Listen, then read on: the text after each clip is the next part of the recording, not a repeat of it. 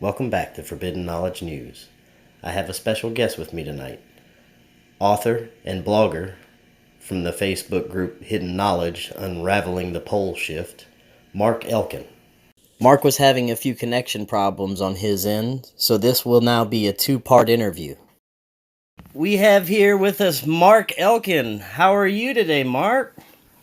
I'm all good over here in sunny England. Oh, yeah? How are you? Oh, I'm very good out here down in Louisiana, USA. I heard you had some pretty bad weather out there. I mean, it was pretty intense for the English weather that we used to. I could say that much. Well, yeah, I guess it's doing a little better today, huh? Yeah, I mean, it's all starting to thaw out, but obviously we've had so much snow that come down from the north that starting to thaw out, and now we're obviously going to be getting some flooding because it's starting to thaw out, which is standard, really. Yeah. Oh, wow. Well, I hope you're, high enough ground out there. Yeah, I am. I mean, obviously there's some places that are prone to flooding, but not where I am, thankfully. Oh, that's good. All right, well, let's get into this.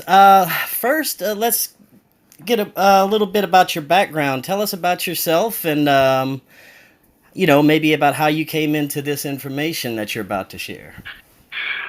Well, I mean, if we go back to when I was about 16, I mean, this is the first time when I had sort of AOL.com in England, and I sort of just come across some information that took me of interest. And I've always been into science when I was a youngster, and it sort of led from there. And then I started researching certain frequencies and vibrations, and then I just come up with all these different scenarios in my head about, how it can all connect to the same things. Once you start understanding frequencies and vibrations, you sort of start understanding everything that happens in life.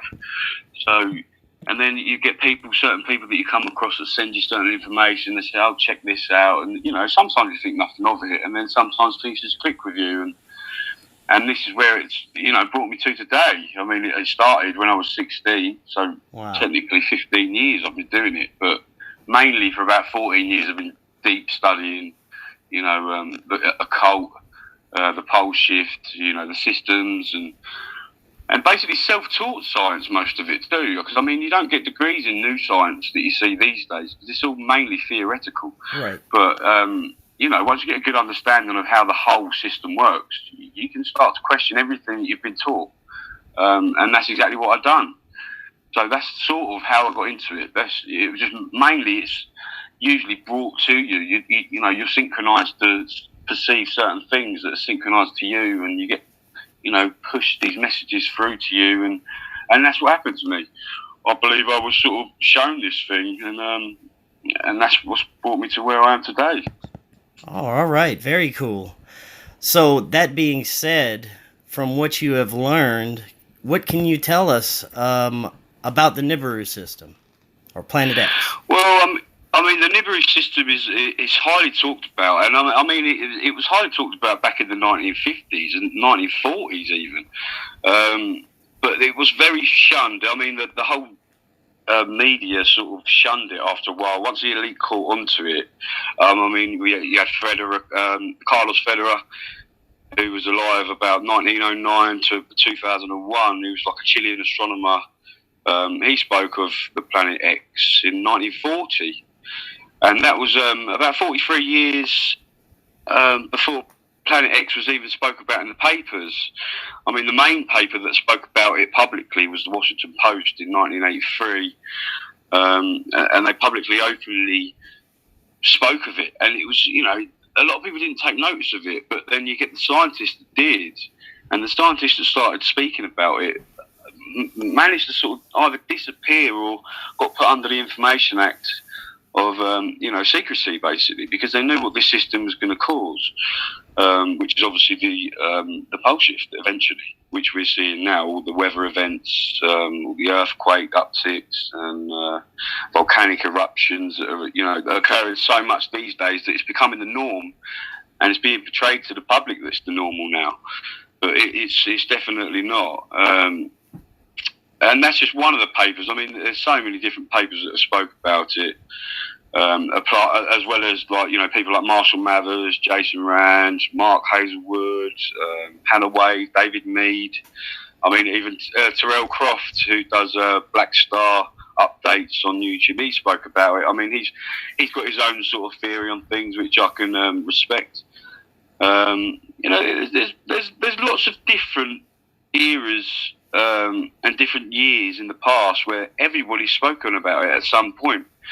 And now, obviously, it's sort of in the stage of awakening where people are waking up to it. I mean, they created the World Wide Web for the pure purposes of keeping an eye on everyone and knowing what everyone is doing. But at the same time, what they didn't plan on was people wanted to know the truth about their past, about the history, and sharing information with the truthers, and and then you have the likes of Robert Harrington, who was like the chief astronomer at the US Naval Observatory.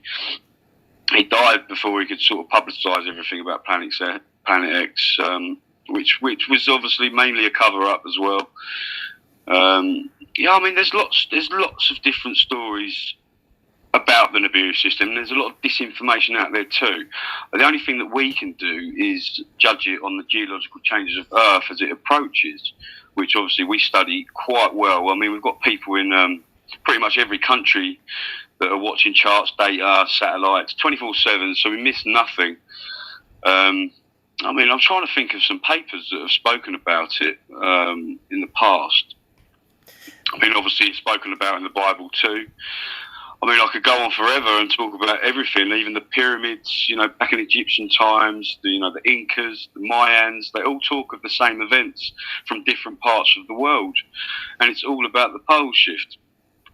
Right. And, I mean, you probably know a lot about this already, but there's a lot I could say about the papers that have been spoken about. There's been hundreds of papers that have reported it over the years, but it wasn't until 1983 when it got completely shunned. And they completely, they put it under the black operations schemes where they just kept it quiet from the public because they didn't want to cause, worldwide chaos. Wow. Yeah. So, based on what you know, do you think it's a brown dwarf or some type of small solar system? It's basically this system comes from the Orion constellation, which is another reason why the Great Pyramids of Giza are exactly aligned to the constellation of Orion, and are at the centre of all land mass. There's a lot of correlation there. It's because they come from the Orion star system, even though it's our sun that keeps it orbiting our sun because of the electromagnetic pole connection. It's a brown dwarf, and that's what orbits our star. But it's a brown dwarf. It's got its own little mini solar system in it. The outermost planet is what we refer to as, Planet X, or Nibiru, as people like to call it. Right. That's the planet that we'll call the pole shift. It's not the brown dwarf. The brown dwarf is what causes all the precursors to the pole shift because it's so dense. It's a very strong magnetism. So as it gets closer into our solar system, you'll get anomalies like it's already pulled a little bit of Jupiter out of his orbit, out of his alignment, his orbital path around our sun. It's perturbing most of our solar system, and a lot of people don't understand how strong it is. And this is the reason why our sun is reacting to it, because the closer it gets to our sun, the more particle interaction we'll see. So the sun's coronal is reacting to a second solar wind of lithium, helium, iron oxide, and this is what creates the coronal holes on the sun. It's like being drained, if anything, of its energy. Yes. And then that incurs CMEs, when you get magnetism, alpha waves, beta waves. The closer it gets, the more of this we'll see. Yeah, speaking of that, can you talk a little bit about what we will be expecting, and maybe if you have some sort of a time frame of events that we could be expecting to occur? Okay, so I can tell you the telltale signs of the pole shift. I mean, we've monitored it now for many years, and obviously the progression. In 2015 to 2016, we had the biggest jump in earthquakes, volcanic activity, weather anomalies, landslides, sinkholes, and stuff like that. So every geological change on Earth that you can imagine was a massive increase in that year. Then we got to 2016 to 2017, we've had an even bigger increase in all those events. So you can notice how the system, the closer it gets, the more geological changes you see, because as it gets closer, the particle interaction between the sun and Earth obviously becomes stronger. So the core expands, and then you'll have the proton density will be greater, which will basically the particles get pulled in at our poles as they hit our magnetosphere. And then they spread through the ionosphere. Plasma reactions occur. That's why you see a lot of purple plasma storms these days. Torrential rain and hurricanes. The hotter our ionosphere is, and the warmer our sea temperatures are, it's like a hurricane heaven, or extreme weather heaven, because it's warm and warm, and that's what creates the low depressions and stuff like that. So that being said, the closer it gets, the more. Sorry, my connection's gone a bit. Can you still hear me? Yes, I can. Sorry, my connection went a bit funny then. That's all right. Yeah, so the closer it gets, the sort of telltale signs we see is obviously the increase in earthquakes like we're seeing now. But the biggest precursors would be the mid-Atlantic ridge will separate. I mean, we're already seeing action on that now. I mean, we're getting some 5s, and sometimes we're getting 6s. It's because the magma arms from under the Pacific Ring of Fire are spreading because the core is expanding so much because of the particle interaction. Again, the plasma reaction is in the core, because our core is actually plasma, but it acts as a solid. That's what our core is. So the magnetic field lines are connected to our core, and that's what gives us our magnetic field. So when that's compressed, the particles go in and expand the core, so you'll see more tectonic shifting. So the Atlantic ridge is a massive key. Japan, that's a massive key. Australia, that's a massive key. The west coast of Australia will subside as the plates move. The Atlantic ridge will separate, and that's what causes a UK tsunami, East Coast tsunami for America. Not a very big one for America, it's mainly the Europe and UK, because it will sink our side, drop about 150 foot. So we have to be careful of that, because obviously I'm in the UK, which doesn't help me. But and then obviously you've got more plasma storms, and you've got the more weather events, and the polarity displacement that we see now. Like our North Pole is over Siberia at the moment. Wow. But people don't think that's true, but it is. I mean, we can document it so easily. So yeah, they're the basics for the pole shift. I mean, the main things that we obviously connect to are the martial law. Like I've always said that I'll give a 2-week warning, and people get a little bit confused about the 2-week warning. My 2-week warning isn't 2 weeks before the pole shift itself. My 2-week warning will be before the martial law kicks in, because the government will use this system as a way of depopulation, which is why they have the Georgia Guidestones, and they have, maintain balance, maintaining humanity to 500 million, perpetual balance with nature. I mean, there's 7.6 billion of us on this planet, and they want to depopulate to 500 million. Yeah. Now, as the pole shift happens, which is occurring now, obviously not quite as quick as it will be when the planet arrives, but when that does happen, the tidal surges that it will cause, as the magnetic reversal occurs, will cause 500 to 1,500 foot tsunami waves in places of the Earth, and it will devastate the worldwide coastal areas. I mean, like you see now, you get some tidal retreats that we see now that are happening all over the world. But the tidal retreat anomalies. This is because of the magnetic influence in our solar system. The closer it gets, the more magnetic influence it has on our seas, just like the moon does. But when we've got another magnetic influence in our solar system, it will move oceans as a whole. That's why we're getting tidal retreats. So that's nothing. They're precursors to a pole shift. As for the actual pole shift itself, like I say, you'll get 500 to 1,500 foot tidal surge. I don't mean big, massive crashing waves. That's not how it happens. When the planet comes up from under the ecliptic, it will literally have a magnetic battle with our South Pole. And as it passes our Earth's orbital path, it will drag the South Pole up, and that's what causes the magnetic reversal. When that happens, that's when the tidal surges occur. Now, that's not the crustal shift. People need to understand that that's a little bit different to a magnetic reversal. Magnetic reversals are nothing compared to the crustal shift. So the magnetic reversal will happen first.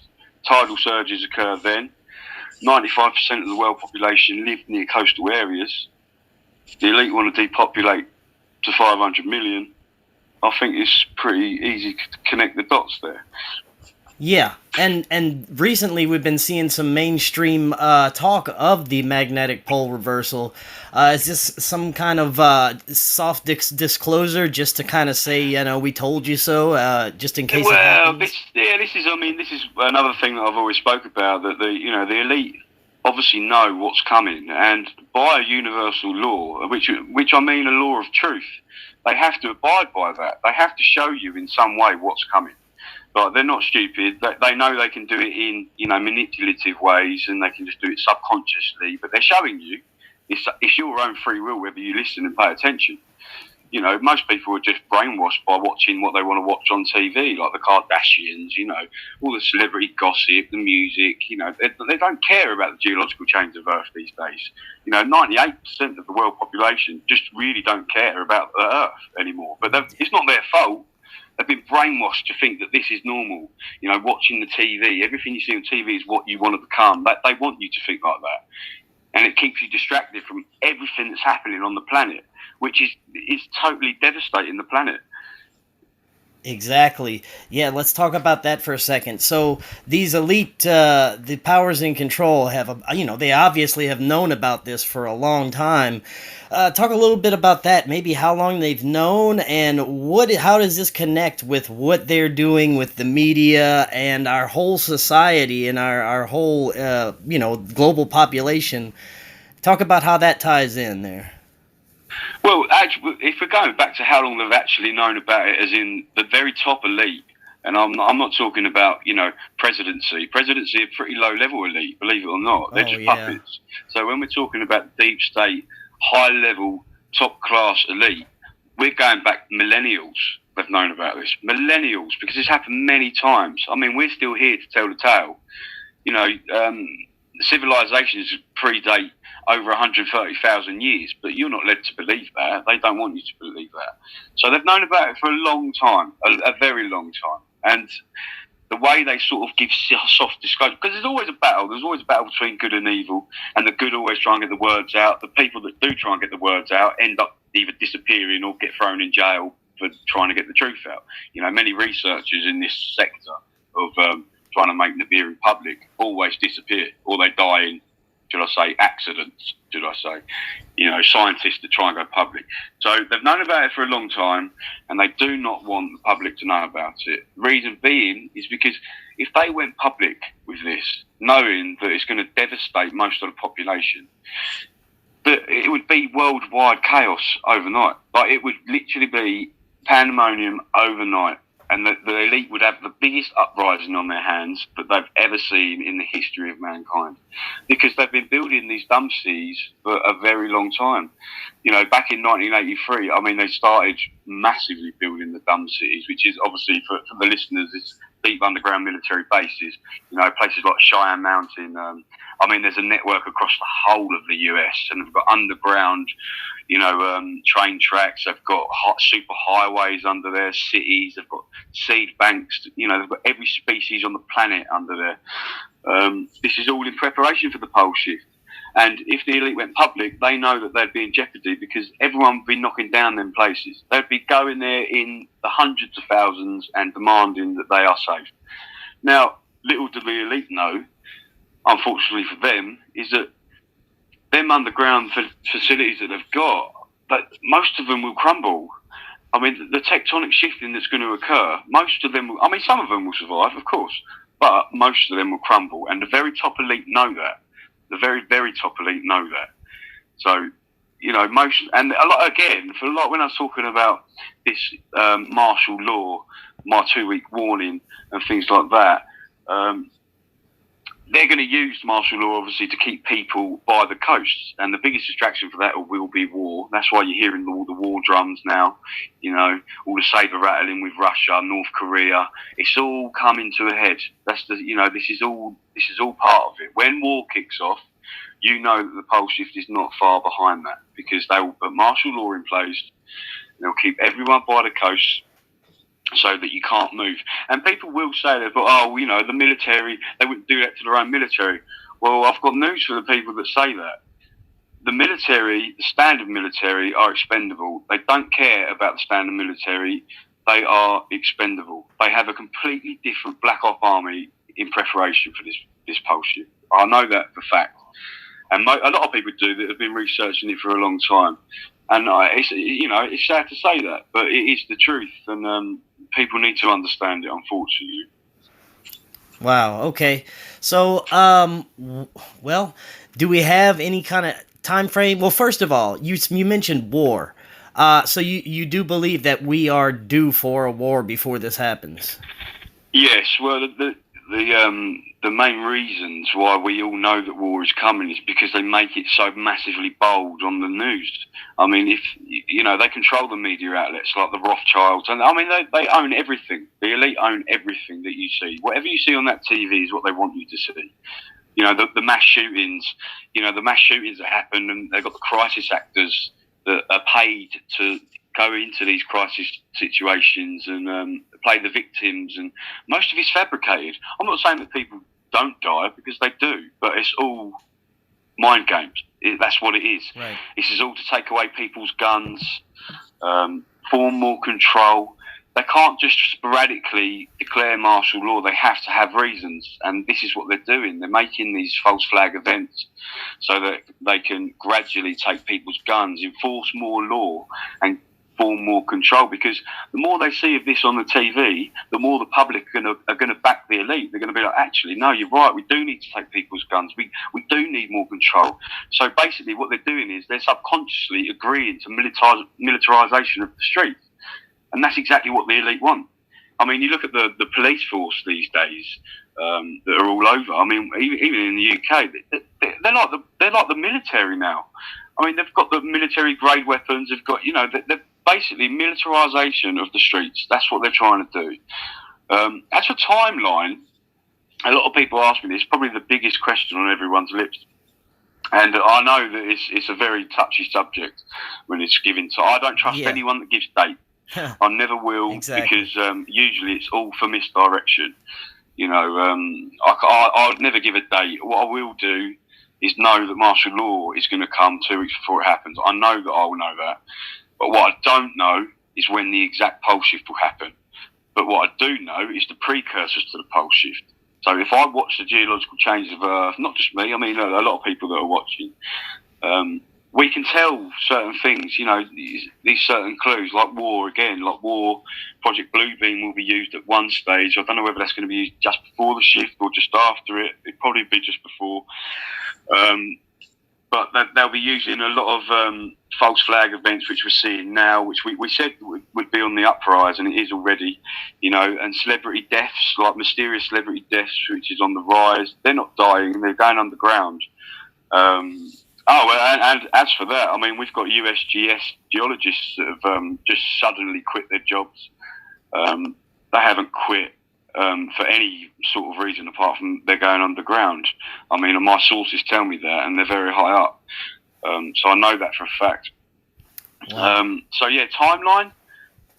I know that the pole shift will happen within 5 years. I know that because of geological changes of Earth. But I can't give an exact date until we're closer to that period. So all I can do is, keep watching these tidal retreats, keep watching the earthquakes, keep watching the solar dynamics, keep watching the solar system harmonics and, the particle interactions, the CMEs, the sun's behaviour, the planetary behaviour. That's all we can do because they're the biggest telltale signs of what's to come. So for anyone that gives dates, specific dates at that, for a pole shift, you cannot listen to them because they just don't know. Because no one knows the hour, the minute, the second. No one knows. Well, 5 years, that's pretty close. That's a very close time frame. So yes, I mean it is a close time frame. But when you've been searching this for as long as I have, you sort of you can see the progression over the years and all the changes, and you can see it progressively getting worse each year. And there's only to a certain point it can only go to a certain point now. Like the ocean floor in the Pacific is dropping, ready for the crustal pole shift. Like that's the only reason why it's dropping. and the cracks that are appearing all over the world. In Africa, the latest one was Peru. These massive cracks, in Yellowstone, which is showing extreme signs of explosion soon. I mean, there's new fissures open up. There's gas releases. We've got a team in there now doing water testing in Soda Springs, which is an offspring basically to Yellowstone. So I'll have the results back for that soon. But I can tell you now that Yellowstone is showing signs of distress, and they're heavily underplaying it. I mean, they're even changing the seismographs a lot. I can promise you that. They're changing them a hell of a lot. USGS, they don't give out the right information, and they alter their data every year. In fact, they downgrade everything. So we keep on top of them as well. I mean, we've got people that work in there, so we know what we're talking about. And, we're always going to bring people the truth, no matter what. I mean, no matter how much they underplay it, we're always going to bring them the truth, because we have people in that sector. I mean, my contact is one of the world's leading volcanologists. I'm not going to give his name because I just can't do that. But all the geologists answer to this person. So I know when he says something, it happens. And I mean, it hasn't been wrong yet. So I'll always post that information. I'm like his mouthpiece, if you will. Like, he's not allowed to. He's under gag orders. And he signed an Information Act as well. So all he can do is point me in the right direction for me to make the speech for him. And if you followed my posts, I'm sure you've seen some of them. We've said, watch out for these dates. These earthquakes are going to come, and they always do. So yeah, I mean, that's 5 years. It's not a long time, but it is enough time to get preparation in order for yourself and for the listeners. It's all about being in the right place, the right strategic location. I mean, no place is truly safe, but there is safer places that people can be. So we got cut off for a second, but I think we're about to talk about some geographical locations and what to expect. A lot of people are concerned about that, including myself, being on the Gulf Coast. Can you tell us a bit about those locations, maybe starting with the Gulf Coast and what to expect? Well, to be honest, anything but that's by the coast is obviously a bad place to be. The best places to be would obviously be the Alps, and anywhere up a mountain is obviously going to be the best place to be. Obviously, some places inland, as long as you're about 100 to 200 miles inland, and at least 1,200 to 1,500 foot above sea level, then you've got a better chance than anyone else on the planet. Like, as good a chance as anyone else on the planet at them areas. As for the Gulf Coast, a lot of people talk about Mexico. They want to be in Mexico. That's not a good place to be because tectonic shifting will push the two continents together. South America and North America will be pushed together.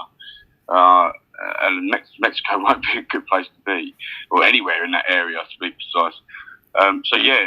All coastal areas are a no-go. I mean, East Coast of America is going to get a very big tsunami in the drums of war. To be honest, and Russia will be blamed for that. They've already planted bombs off the East Coast, ready for that.